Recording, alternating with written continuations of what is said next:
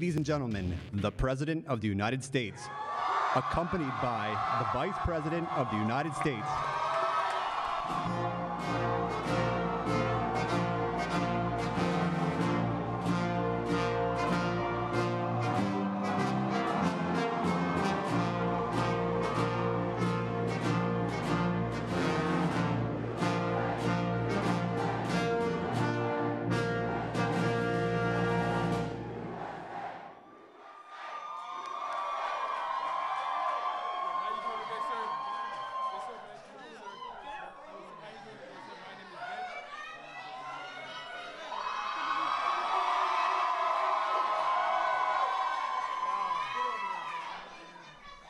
Boy, oh boy, this is a group.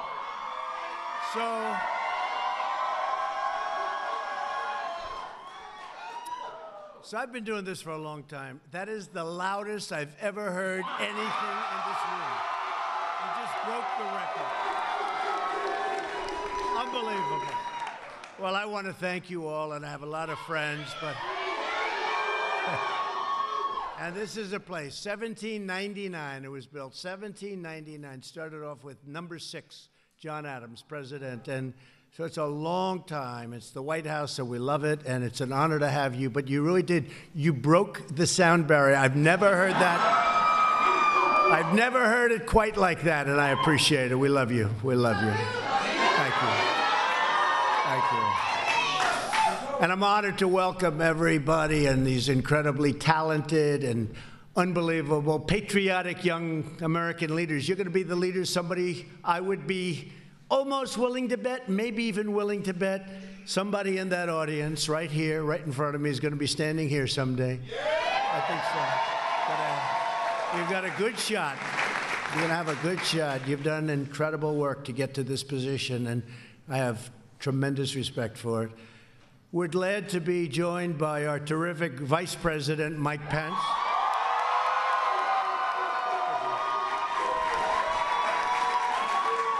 And many of our cabinet members are here. They wanted to be here. I told a couple of them, don't have to. Don't worry about it. What the heck? These are my friends. They said, no, we want to be here.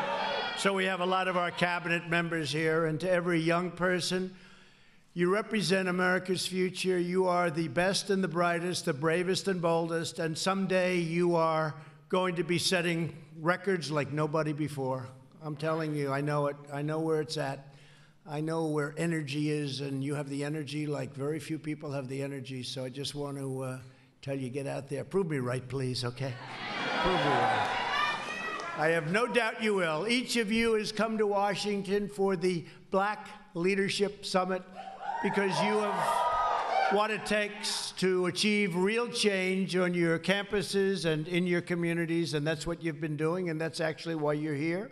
You speak out for the values and principles that have made America the most exceptional nation anywhere on earth, and I will say this today is greater than it ever was before. Our military, our economy. We have the greatest economy in the world. We have the greatest economy we've ever had. Tremendous numbers just came out today. You heard that.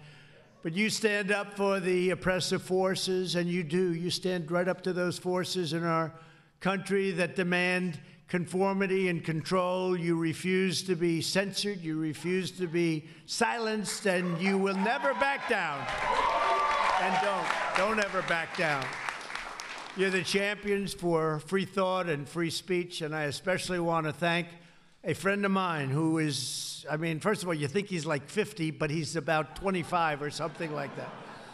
He's a young guy. I can't even imagine being so successful at such a young age, what he's done in so many ways, and really, more importantly, letting young people know that they have a voice. Charlie Kirk from Turning Point U.S.A. Charlie, you've done a fantastic job. Fastest growing organization of thought in the country. He is something. Thank you very much, Charlie. I appreciate you being here. And we're also joined by a friend of mine, just got married.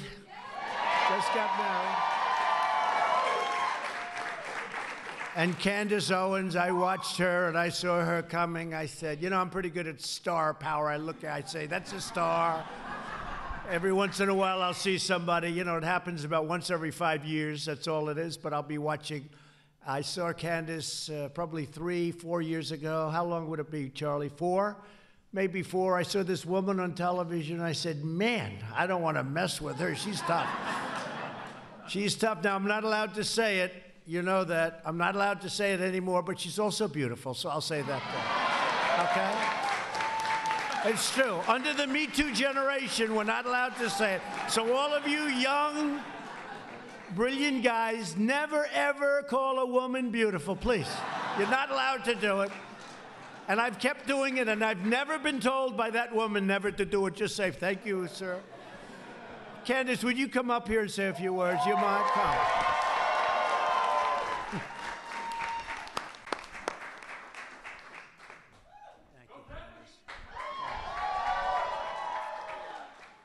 You know, I was thinking, every single president that comes into office after 2 years, they look so much older. He seems to be the only president that's getting younger. He has somehow found a fountain of youth. I think he gets up out of bed. It's the fight. He loves the fight. He really does. We are so blessed. And listen, let me say this. The media, the audacity of them to think that they are going to impeach our president. No. It's not happening. It's absolutely not happening, not under our watch.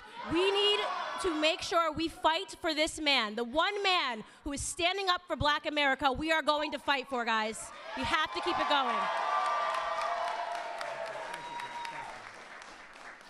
That's so nice. Outstanding person. She's another one. You're going to have to compete with her, too, for this position, I suspect. Thank you very much. You know, sort of interesting. It's like, do we have a choice? We have to fight, right? We have to fight. We have to fight for everything, whether we like it or not. Another man who's been so incredible, Jaron Smith. Where's Jaron? Is he around here? Jaron Smith. Man, have you done a job. You've done such a great job, Jaron. At least come up and shake my hand, will you, please? Come here, Jaron. You know, he works with us, and he's actually not, I always say he's so elegant and so quiet and so nice. They say, you don't know the real Jaron, so I want to see that. But what he does in the job he's done in outreach and so many other aspects of our lives is incredible. I want to thank you, Jaron. Thank you very much. Thank you. I appreciate it. Thank you. And Jaron knows what I'm about to do because a man who I met on Twitter, or as we would say, social media. He is some piece of work, this guy. He was hitting Deborah Messing like she never got hit before. This crazy Deborah Messing started messing with us. And all of a sudden, I see this man on Twitter, and I see him all over, and he was hitting her, and I never saw anything like it. I felt so sorry for her. And then I look and I say, who is this guy? His name's Terrence Williams. I look. And I look and I said, well, you know, the way you look, and the first thing I look is how many followers does he have? And he had like 700,000 followers. I said, whoa. You know, oftentimes I'll be impressed by somebody. I'll look and they have 3 followers. I say, we have to wait for him or her. But this guy has a following like very few people, and I want to just thank you, because I'm a fan of yours also. You're a very successful guy. Say a few words, please. Thank you, President Trump. Thank you. This is a little too tall for me. First of all, I just want to say I love President Donald J. Trump. The media is attacking him, but when they attack him, they are attacking us. Because he is out here fighting for us. And they are harassing you, Mr. President, so they are harassing me. And I want to say one more thing here. A while back, President Trump said, when he was talking to the Black community, if you vote for me, What do you have to lose? Because the do-nothing Democrats have done nothing for the black community. 2020 is around the corner, and we have a lot to lose now because President Donald J. Trump has done so much for the black community. Thank you, President Trump. Thank you. Thank you. Appreciate you. Yes. Thank you. He is something, and he's a talented guy. And when he started talking, I watched it once, I watched it twice, and then I called the First Lady over. I said, what do you think of this guy? Thank you very much, Terrence. We appreciate it a lot. We come together at a time of extraordinary opportunity for our nation. Thanks to our pro-American agenda, the economy is booming, wages are rising, and poverty is plummeting. We have the best economy we've ever had, and believe me, we're just getting started. We have such potential, such potential. Last month, the unemployment rate dropped to the lowest level in over 51 years. 3.5%. People didn't think they were going to see that a couple of years ago. If I would have said that, the fake news would have said, this guy's exaggerating. Wages are up by almost 3% in the last 3 years. When I was campaigning 3 years ago, and people were making less and less and less. They were making less 3 years ago. You go back 20 years from then, they used to make more money with one job than they made with 2 or 3 jobs. And now, for the first time in many, many years, wages are rising again. The unemployment rate for African Americans is at the lowest it's ever been in the history of our country. And African American youth unemployment, young African American talented people, recently reached the lowest rate ever recorded. So how do we lose that debate? We'll be up and somebody will say, I'm going to do this. I say, folks, how old is your country? African American, the best numbers you've ever had. And I could go into plenty of other numbers for the first time ever, as an example. The most new hires of prime working age are minorities and women. The African American poverty rate has reached its lowest level in the history of our country. So that's good. And they're working hard, they're finding jobs, and they're getting good jobs. And if you don't like that job, you can get another one because you have a lot of choice. It's like the military. We got them choice in the VA. They could go find another doctor. They could go out. You know, by the way, just because a lot of people are vets, the vets were treated horribly. You don't hear that anymore. You don't hear it. Now, they'll go out and find some vet somewhere in this country that isn't happy. And that person will become a star overnight, right? But you don't hear it anymore. But we did a thing called choice. And that's where people were waiting, our great veterans were waiting for 2 days, 5 days, 5 weeks, months to get a doctor. Now they have to wait at all. They go outside, they get a good doctor of their choice, and the doctor gives us a bill, we pay the bill. And you know, the least important thing is it actually costs us less. That's the least important. The most important thing is we take care of our vets. Our vets were dying waiting to see a doctor. They'd go in, think of this. I mean, many of you go see a doctor. It's not that big a deal. They would go see a doctor, and they'd be waiting online for weeks. And they'd be sick, but not bad. By the time they saw the doctor, they'd be terminally ill. And we don't do that anymore. So it's a big thing. They've been trying to get this approved for over, I guess, Mike, over 45 years. And we got it done. We're good at getting things done. And how much sense does it make? So it's good. So you have choice also. You have choice in your jobs. You don't like your job, you go out. We have a great economy. You go out, get another one. And it's incredible how well you're doing. Our agenda is lifting up citizens of every background, race, religion, color, and creed. But while we are fighting every day to build up our nation, the far left only wants to wreck, ruin, and destroy our nation.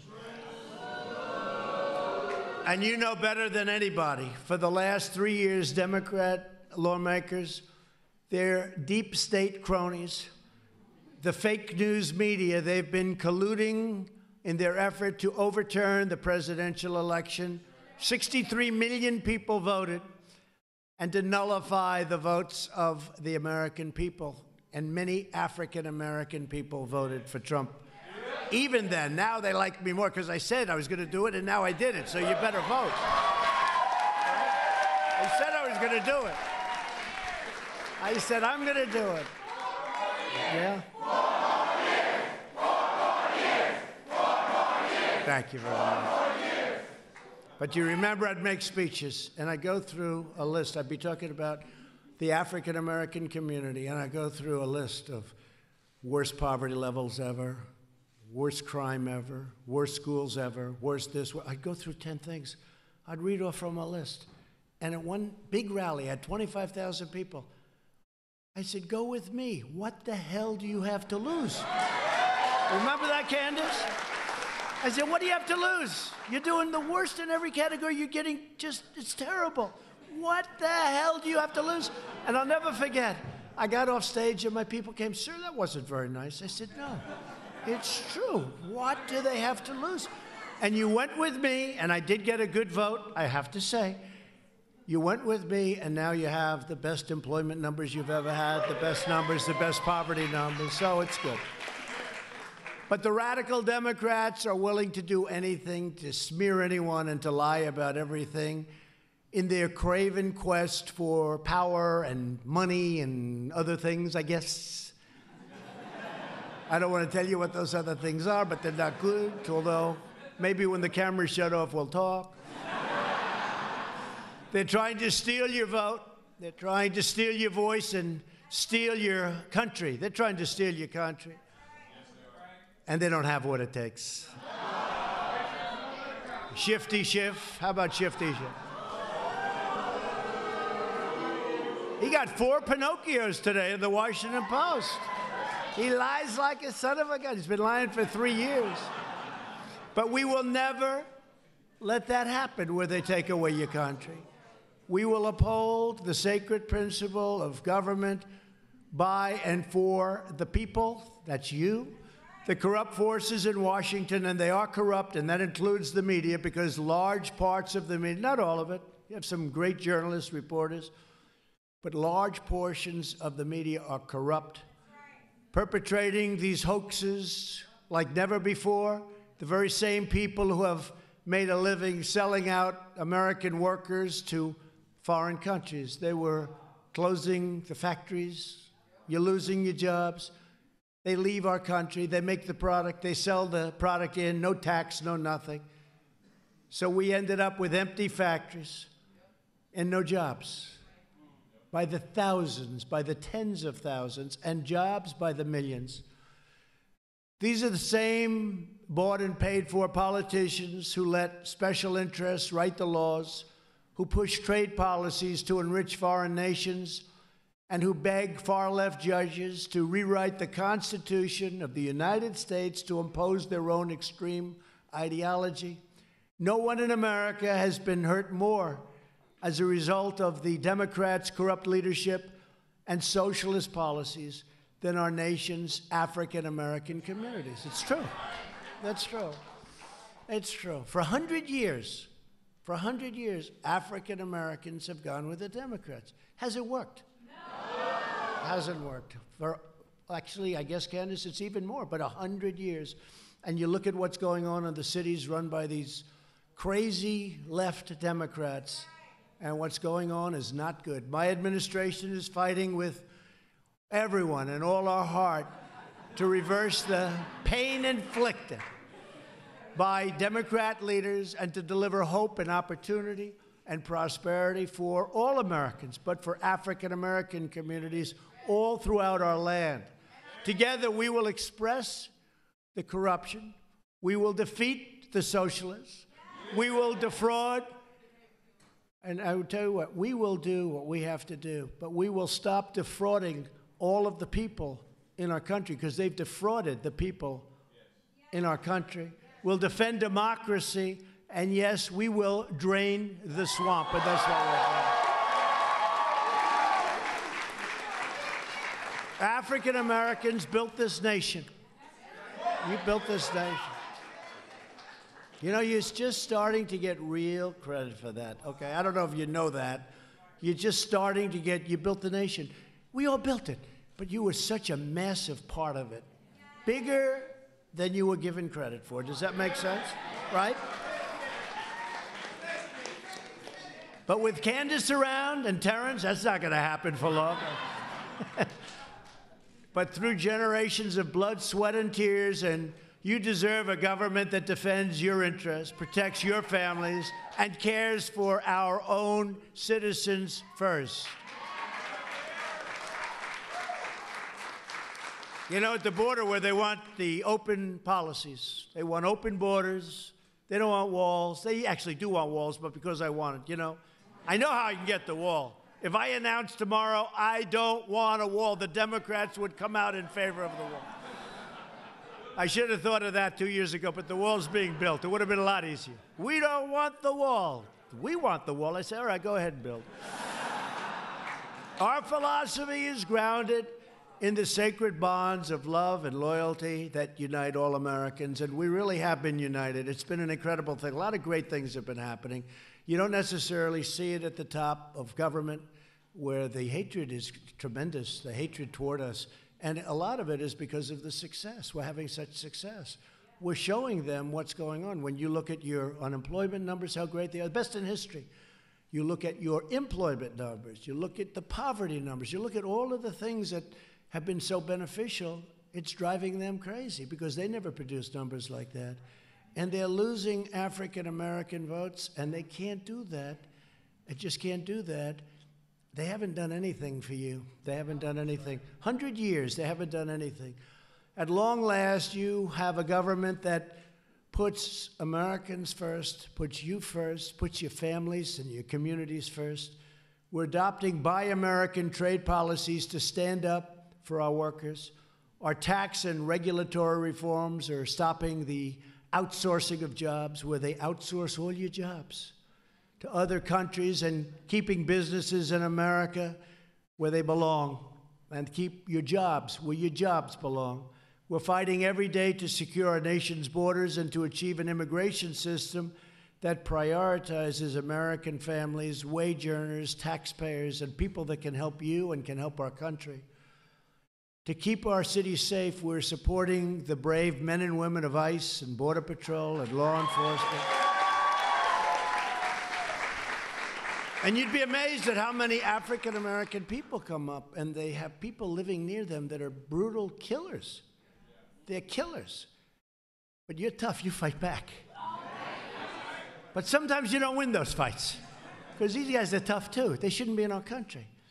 And it's really amazing to see what some of our law enforcement does and how much they love you. And that's the fact. That's the fact, and we're lucky to have them. To revitalize distressed neighborhoods, we created something that I'm very proud of. Tim Scott, South Carolina. You know Tim? Tim Scott has to get a lot of credit. He came to me with Jared, and he said, so we'd like to do opportunity zones. I said, what's that? But once he told me, I said, maybe that would work. And I think, Jared, it's one of the great, one of the great unknowns of the successes that we have. Thousands and thousands of zones in inner cities and poor neighborhoods, tremendous investments going in, tremendous jobs are happening, revitalization's happening. It's been incredible for the African American community. I don't think there's ever been anything, it's early yet, it's a year and a half, but Jaron, I don't think we've ever had anything quite like it, and people don't like writing about it because they don't want to give the Trump administration credit, but I'm used to that. I'm used to it. You got to get used to it. You know who knows, though? The people know. The people know. But because thank you. Because really no American community is going to be left behind. Any community. To help former prisoners get a second chance at life. We passed groundbreaking, and this is with liberals and conservatives. Some of the most conservative people in the Republican Party were so in favor of it. Senator Lee, Mike Lee of Utah, great guy. Senator Grassley, great guy, Iowa. So many people. Criminal justice reform. Everybody said it couldn't be done. And a group came to my office. Sir, please, please, would you help us? These were liberal people. And I said, I will. Van Jones was one. Nice guy. I wouldn't say he treats me too good, but that's okay. Van Jones. And he said, sir, we need your help. We can't get 5 senators. We can't get this. We can't get that. We need your help. We need your help. Please, sir, help me. Please help me. I said, I can get you those 5 senators. And I called 5 or 6 or 7 to get the 5. Sometimes you have to call a little more than the 5 if you want to get the 5, right? You'll learn. A couple said, could I take a pass on this, sir? But I got 5 people, right, Jared? And we got the vote, and people were shocked. And nobody else could have done it. And they've been trying to change this for the African American community, for the Hispanic community, for other communities, but really the African American Hispanic communities by far benefited the most. And they've been trying to do this for decades. It started with the Clintons. It was not good, right? Remember when she ran and she... No, remember when she ran and she had that young African-American woman who was tough. Maybe it was Candace. Could that have been you, Candace? But no, I don't think so. But I remember how she was so angry at Hillary Clinton. But they passed that. And it was horrible for the black community, for a lot of communities, but in particular black and Hispanic and some others. And I said, Senator, it's a great thing. We got to do it. People are in jail for 40, 50, 60 years for a crime that isn't even a crime today. Right? Isn't that right? Our friend, Jared, we have a number of them, but we helped a couple of our friends, a lot of our friends now. We pardoned certain people. Who would you say, Jaron? Who would you say in particular? Go ahead. Give me a couple of names, because we had, you know who I'm talking about, Alice, right? We had a woman, Alice Johnson. We had a woman, Alice Johnson, who was this lovely woman, and she was in for about 22 years already. I mean, she served 22 years. And I think she had another 25 or 26 to go for making a phone call. And look, she admits she did wrong. But today, it would be slightly different, like maybe not enough, to be honest with you. But it would be very different. So she was in, and she was a wonderful woman. And Kanye West came, and Kim came, and they said, President, could you do this? I said, do what? Do what? What are you talking? A woman's been in jail for 22 years. She's got another 28 to serve, I think, something like that. Think of that. And she's got another 28 to serve, and she's a great woman, and she's a wonderful woman. And I get along with Kanye for a long time. You saw the way when he was with the White House, he puts the hat on. I think for one day I went up through the polls like through the roof, I tell you. He is with the African American community. They like Kanye, and they like Kim Kardashian. And we pardoned her, and we worked it so that she was going to be able to get out, a form of a pardon where she could get out. And she came out, and I'll never forget the scene. She comes out of this big prison, mean prison. Not too many of them are nice, right? But she comes out through the doors, and there are her children, but her children are now very grown. Big, strong guys, beautiful women, beautiful, just a big family. And they just embraced. They just embraced. And it was on television all over. It was just incredible to see. And the tears, and they were just like one. It was incredible to watch.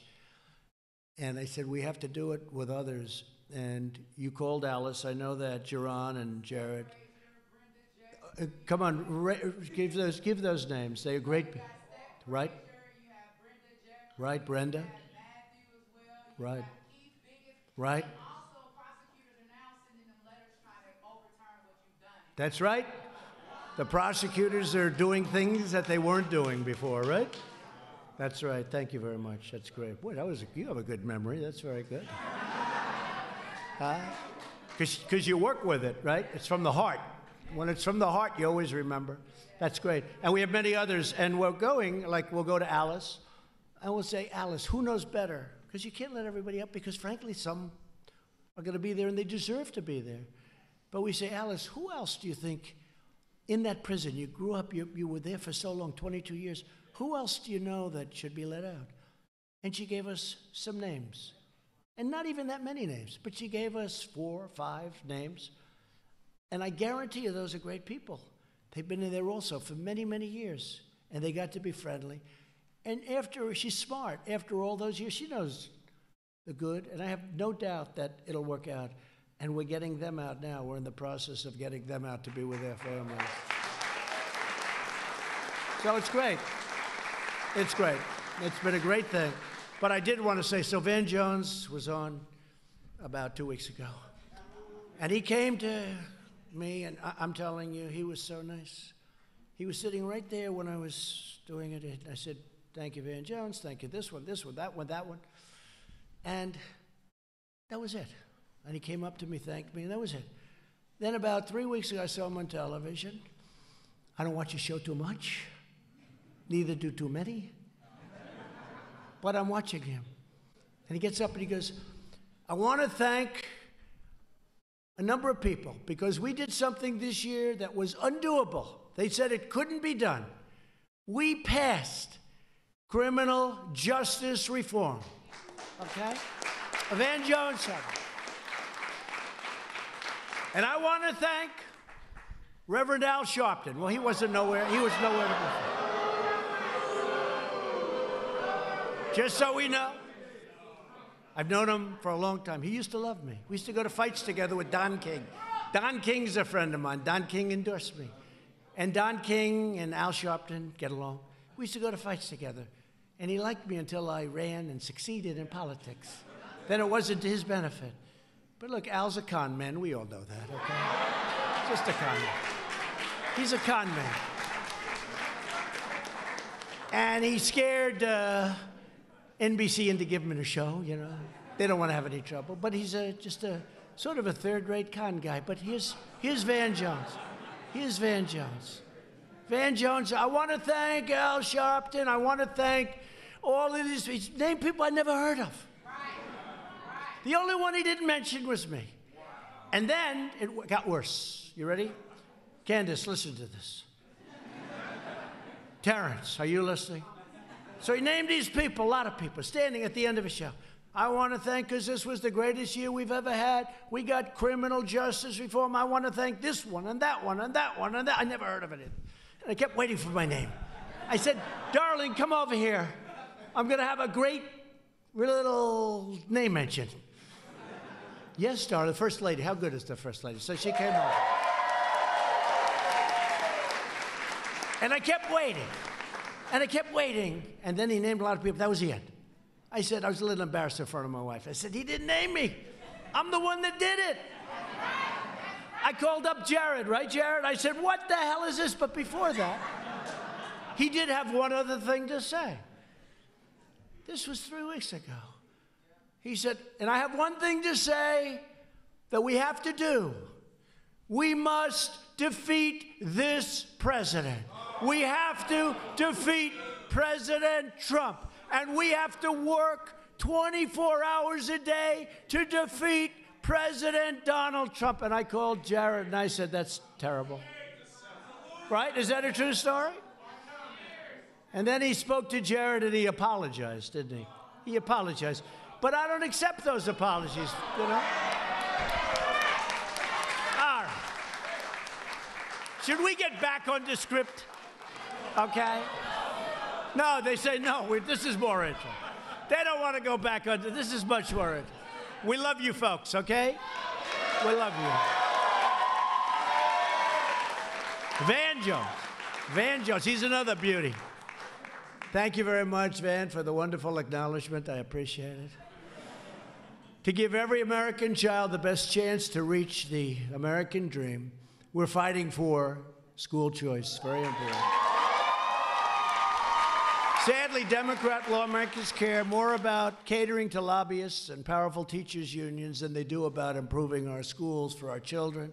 And Democrats care more about illegal immigrants than about their own African-American constituents. That's true. They want to give health care to people that just walked into the country, and for you, they don't care. The whole thing is crazy. These people have gone absolutely nuts. While we're fighting for the American way of life, the hard left and the radical left is working to trample the rule of law, erode individual liberty, and exert a far-reaching control over our lives. Left-wing censors have launched an all-out campaign against free speech. That is why they are trying to silence, deplatform, cancel, punish all of the proud conservative voters, all of the proud African-American voices that know what's happening and know how to become big, successful people, help other people. They want to silence you. But we know, the patriots in this room, will never be intimidated. I know that. I know that. So here with us today is Kieran Boland, president of the Texas State University. That's a big deal. Turning Point U.S.A. chapter, who has bravely defended the right to free speech. And Kieran, would you please come up and say a few words, please? Thank you. I thought so. Oh. I love her hair. So last year on my college campus, they did try to ban Turning Point from our campus. So we fought strong and we prevailed. The piece of legislation was completely unconstitutional, and we are still fighting strong on our campus. So we're still there. I just want to thank Donald Trump for everything you have done for us. We are so incredibly honored to be here, and you've done so much for this country, and thank you so much. I'd also like to thank Turning Point for giving me the platform and the confidence to fight for our right for freedom of speech.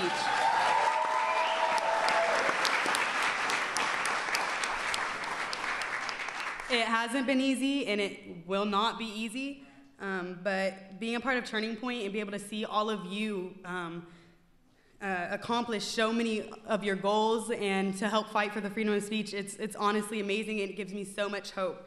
Our generation is playing a vital role in keeping our First Amendment rights, and we're going to continue to keep up that fight. So all of you on your campuses or in high school, I know a lot of y'all are in high school, continue to fight for your right for freedom of speech, because you know where you stand, and everyone else can know where you stand too. So just keep up that fight. Thank you. Thank you, Kieran. Thank you very much, Kieran.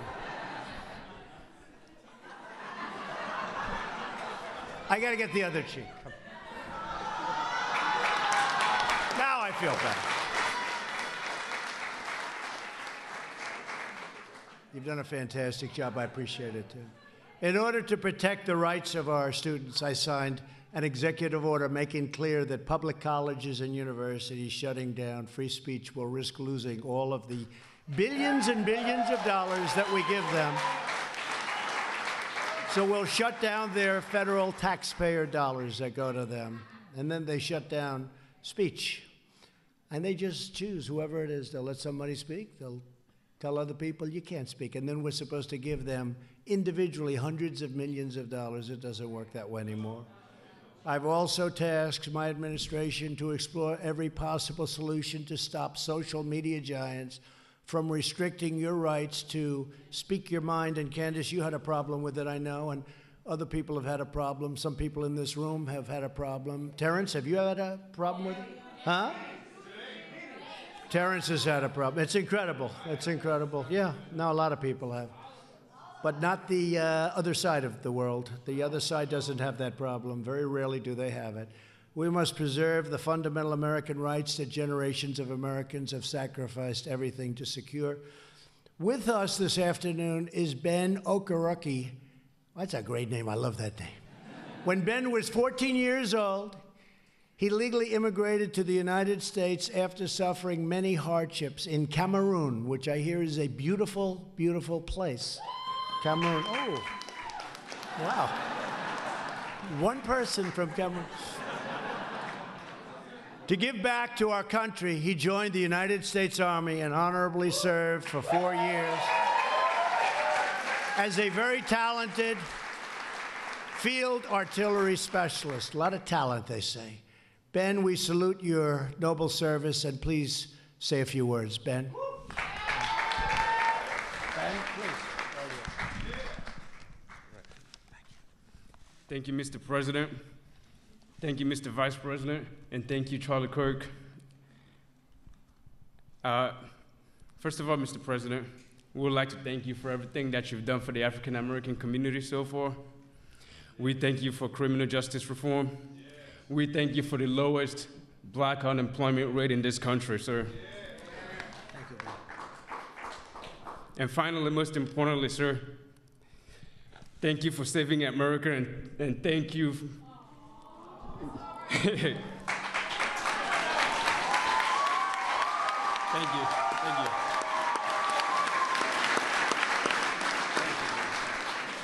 Finally, sir, thank you for taking on the fake news media, sir.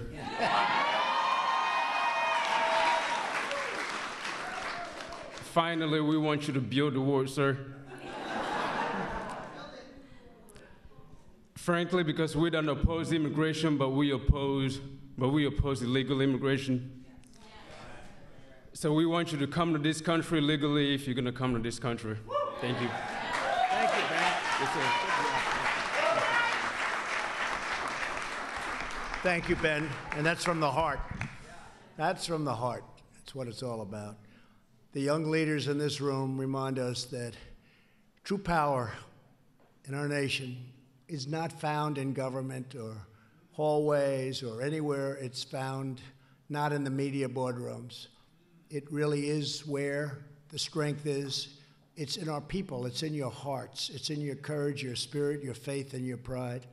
Together we will defend the benefits and the beliefs that you want and you have and you're entitled to, the traditions and God-given freedoms that make our country the greatest in the world.